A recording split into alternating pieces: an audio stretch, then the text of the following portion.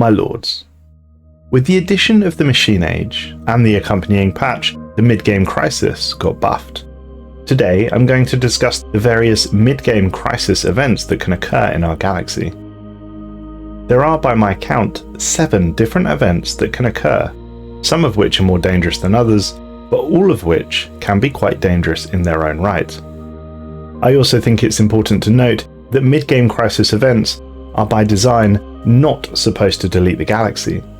They are there to shake things up and break borders, unlike the endgame crisis events, which are supposed to literally end the game through lots of death and destruction. In this report, I'll detail each of the mid-game crisis events and explain which is the most dangerous and why. And I'll begin with the 2 most commonly known threats, and I'll start with the Khan. In order to understand the Khan, you first need to understand the Marauders.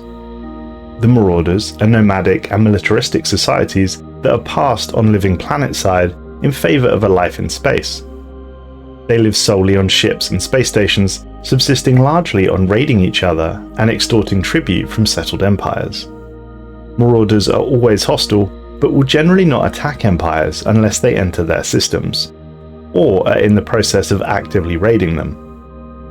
A Marauder empire can be eradicated by destroying all stations and void dwellings in their home systems, but these are well defended and will take a powerful navy to defeat them. The Marauder systems are heavily populated by void dwellings, defense platforms, and the Marauders' significant arsenal of warships. In addition, if you attempt to attack a Marauder stronghold, you risk the chance to trigger the rise of the Horde, and with it the rise of the Khan. So on to the Khan itself, and the Horde. On occasion, the unwashed masses that the Marauders are will unite under a single banner, the Great Khan. This is a crisis level event, for they will form a united faction, and no longer will they raid on an individual level. A massive fleet will spill forth in all directions from the Marauder systems, expanding in a total war. This fleet will demand total submission or death, and these are the 2 choices that you're given. Empires who submit will be forced to supply the Khan with resources in order to keep their war effort going. To make matters worse, any and all mercenary fleets or leaders hired from that Marauder empire will cancel their contracts and return home to join the Horde. This could perhaps leave you defenseless if you foolishly relied on mercenaries to guard your empire. The flagship of the Horde fleet is called the Chosen of the Great Khan and is led by the Great Khan personally. They're a mighty commander with some extremely strong traits and will prove to be an exceptionally strong opponent. Generally speaking, the vessels of the Marauders run quite heavy on hull, with moderate armour and weak shields. The bulk of their weaponry usually comes in the form of kinetic autocannons. The larger battleships do also carry torpedoes and UV lasers as well, so be wary. In order to defeat them, I'd suggest a fleet setup with a significant amount of armour for defence to counter their kinetic weaponry, and use armour-busting weapons yourself, i.e. lasers or plasma. Consider the ratio of their corvettes to cruisers and choose accordingly. Also, take note that the Khan's fleet is often significantly stronger than the other raiding fleets, and can put out and take a lot more punishment. Once defeated, or the Khan dies naturally, depending on the number of planets the Khanate holds will determine its outcome. The most likely outcome is that the once powerful Khanate Empire will break apart into several smaller empires, who return to type and begin to war with one another. Next, we move on to the L-Gates. For those who don't know, the L-Gates hide behind it a terrible mistake, which the gate builders managed to lock behind them, at the cost of their lives. When an empire reaches the appropriate technological level to open the gates, a variation of events can occur. I've covered these separately in another report, but 2 of the possibilities are potentially dangerous, and 1 is definitely dangerous. 1, incidentally, is quite pleasant. I'm talking about Grey here. The outcome is random, and essentially depends on when in the Grey Tempest timeline you open the gates, but you can have no effect on this. The Eldrakes.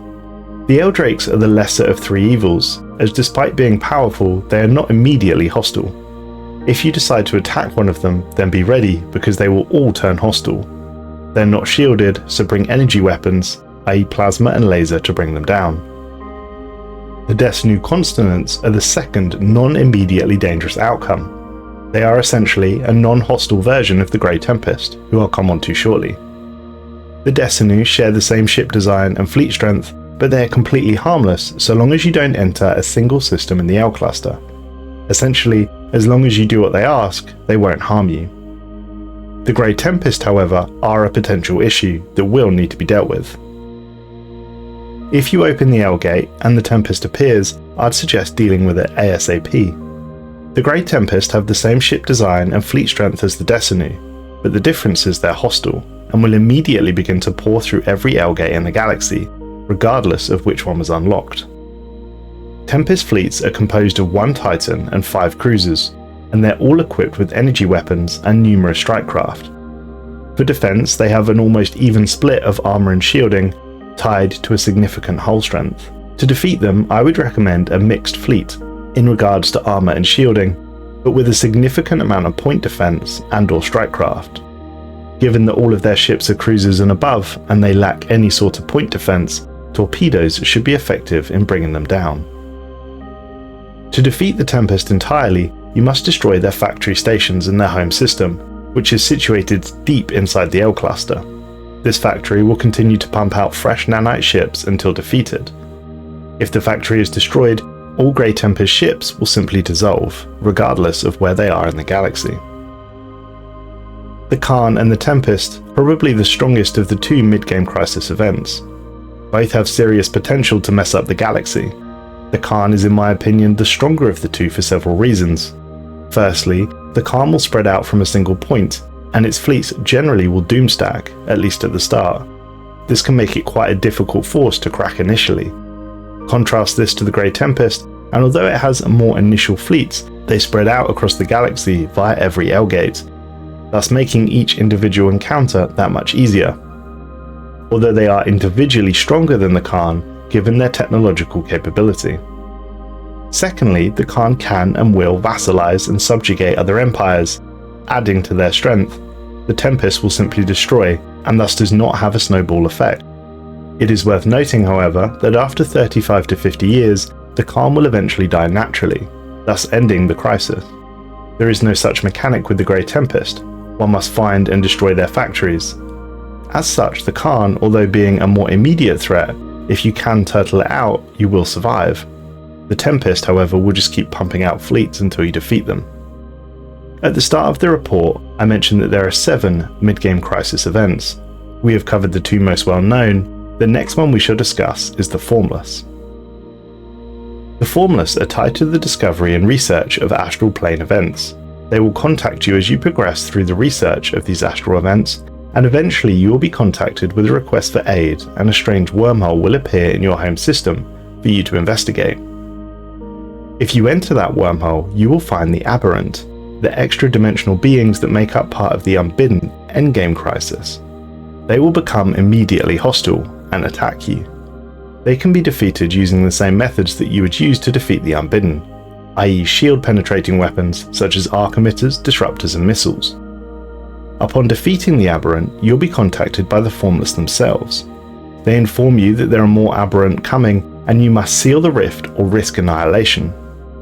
Over the next several years, you'll have to face increasing waves of Aberrant ships, attacking the Formless home system of Azalash.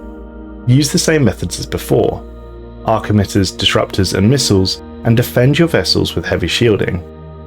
Once you've defeated a sufficient number of waves, the Formless will be able to seal the breach into the galaxy and will again contact you, and thank you for the assistance. 3 different outcomes are available. Their legendary paragon, Zargiel, can join you and assist your domination of the galaxy. You can demand subjugation of the Formless, in which case they may become your loyal subject, or you can do the right thing and annihilate the would-be threat from the galaxy. This, along with the subjugation route, will gain you the relic, the Immortal Throne. This is the relic that the Unbidden, Aberrant and Vehement will seek. It will make your leaders immortal, and is quite powerful indeed. The next mid-game crisis to discuss concerns the events that can happen when the Leviathans begin to wake up. Specifically, I'm making reference to the Spectral Wraith, of which there are 3 variants. The variant that spawns depends on the star that births it. i.e. red, yellow or blue. In systems which star has the same colour, M for red wraiths, G for yellow wraiths, and A or B for blue wraiths, the wraith will gain a debuff of -50% armour and evasion.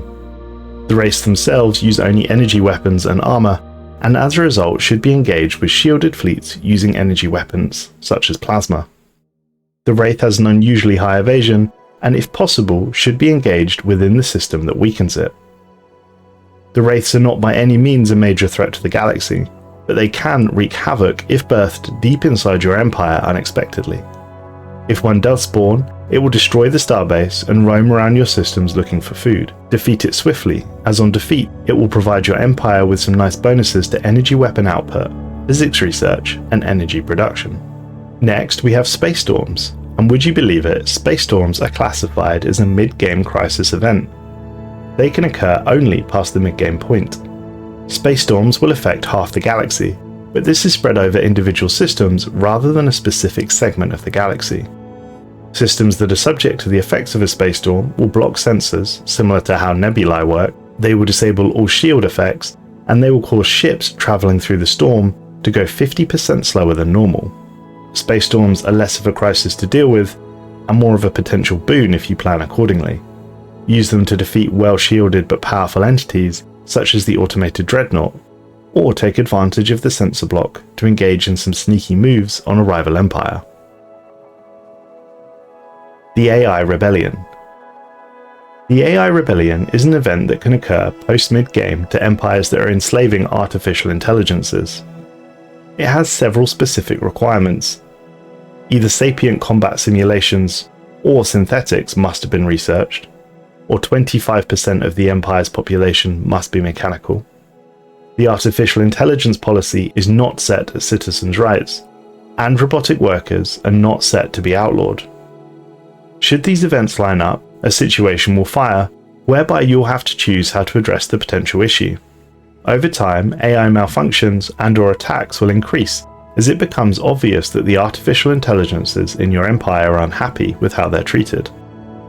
If left unchecked, this can result in a full-scale AI uprising, which will significantly harm your empire. The spawning uprising can be of a genocidal nature, which will increase depending on how cruel you were to your AI slaves. The new AI empire will gain a significant amount of resource and a naval fleet likely to rival, if not outclass, your own fleet. This event, if poorly managed, can be significantly worse than any of the other mid-game crisis events, as not only do you have a serious threat to deal with, you'll also lose between 25 to 75% of your systems and planets. This will scale with the number of mechanical pops in your empire. The seventh and final mid-game crisis that can occur is tied to the Doorway event and the Knights of the Toxic God origin. It is known as the Demonic Incursion. The Doorway is a fairly common event that has a small chance to occur on a new colony being founded. If you're playing as the Knights of the Toxic God, a special option can occur. One of the outcomes of the Doorway event is the Dimension of Suffering. This leads to the opening of a portal to a realm which is opposed to the sapient mind on a fundamental level. Any and all contact with material from this dimension causes intense suffering, which if continued for more than a few minutes leads to intense suicidal urges coupled with attempts to mutilate one's sensory organs. Regular empires can deal with this issue in several ways, including closing the portal with science, filling it with rocks, or if you're spiritualistic, you can pray for help. Knights of the Toxic Gods, however, can do one better. They can send a knight through the portal to investigate this realm of suffering. After all, they are hunting for the Toxic God. This knight can become the Doomslayer, conquering the realm of hell and return victorious, or a far worse outcome can occur. Your knight can become corrupted, twisted, and defeated by the realm of suffering and become the Dark Knight. This Dark Knight will breach the portal and lead forth a demonic incursion into our galaxy. Additional portals will open and the demonic horde will pour forth. The demonic army are fanatical purifiers, led by the Dark Knight, who incidentally will become the Chosen One. This crisis is similar to that of an AI uprising, whereby you, the player, are given the choice to play as the demonic incursion, or continue to play as your empire and fight off the invaders. There is no specific advice I can give regarding how to defeat the demonic incursion, as their fleets do not follow any specific pattern, but like most genocidals, try to shut them down quickly before they snowball out of control. That covers the 7 mid-game crisis events that can occur in our galaxy, but to answer the question we asked at the start of the report, who is the strongest, in ascending order, I'll try to do that now, starting with the weakest. The least threatening to your empire of the 7 is the space storm, as in reality it can't really harm you. Just be aware of its effects regarding sensors and shields, plan accordingly, and you'll be fine. In 6th place, I'll put the Leviathans, or specifically the Wraiths. The Wraiths, although potentially very annoying, are not a game-ending threat to your empire. They are strong, but they are fairly easily defeated with a properly equipped fleet, more so if you attack them in the appropriate system. The Wraith can't snowball out of control, and you may even get lucky and it attacks your neighbouring empire instead. In 5th place is probably the Formless, as in reality you could just avoid the battle altogether if you wished. It is dangerous, however, if you attack the Formless, fail to defeat them, and they will attack you through the wormhole. But if that happens, well, that's on you. In 4th place, I'll put the Demonic Incursion. This is a fantastic event, and sadly quite rare due to the specific requirements. It is in reality though, not all that dangerous, as you know it may happen before you send the knight in, and therefore should prepare accordingly. You only lose 1 planet and 1 system to the incursion, so it's far less dangerous than the AI uprising, but they will spawn with significant naval capabilities, and if not dealt with quickly, will begin to chew through the heart of your empire. In 3rd place, it has to be the AI uprising. This would be 1st place if it wasn't relatively easy to avoid or prevent entirely. It is though, if you let it go unchecked, incredibly brutal to your empire. You can potentially lose 75% of your planets and systems and have a massive hostile fleet right in the middle of the heart of your remaining empire. This event can be incredibly brutal, but as mentioned, it can also be avoided with relative ease, or it would be higher up on the ranking. In 2nd place, I'll put the Grey Tempest and the various outcomes that can occur, although clearly the Tempest is by far the hardest to deal with. This event is so high not only because of the sheer number of fleets that can come pouring out of the L gates, but also because you may not have been the one to open the gate. Some other curious AI empire may have opened the gates, potentially dooming the galaxy by death to nanite swarm. As such, it makes it quite difficult to prepare. And in 1st place, I'll put the Khan. The Khan, if he spawns on a particularly early mid-game setting, can rampage across the galaxy. The Khan, unlike the other mid-game crisis events, can snowball as they capture more and more territory, and they have a tendency to doomstack, making the initial incursions that much harder to deal with. Considering that the crisis buffs now also affect the mid-game crisis events, you can have an incredibly powerful Marauder force eating the galaxy as early as 2225. A fantastic addition by the developers, in my opinion. But what do you think? Is the Khan the strongest of the mid-game crisis events? Did you realise that there were this many mid-game crisis events? And as ever, thanks for watching. If you want to hear more from me, please click the video on screen now.